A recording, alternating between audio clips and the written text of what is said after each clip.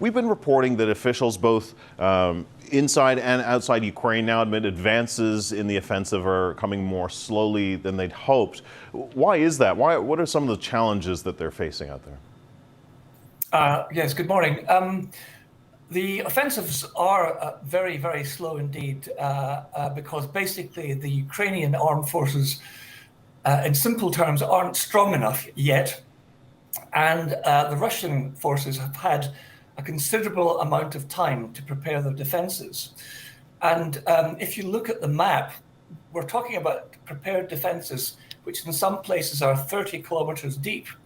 And it's a major and difficult operation of war to breach those defenses, particularly when neither side has got air superiority. The Russians, they seem better at defending than they've been at attacking. Yes, I think that's the case. I think historically that's always been the case.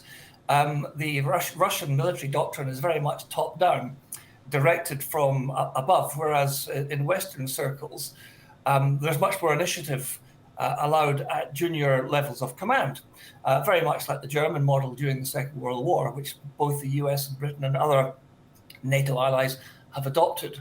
So that's where we are at the moment. The Ukrainians aren't strong enough, and the Russians are too strong at the moment.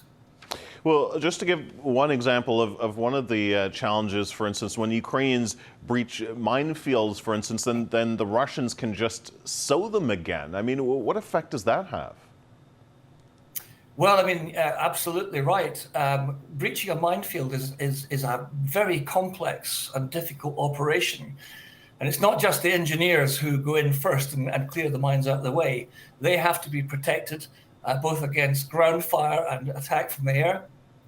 And once they clear a path through the minefield or a partial path through the minefield, the Russians have the capability of remotely delivering mines on the bit that's been cleared and actually behind the engineers. So it's incredibly complex and dangerous.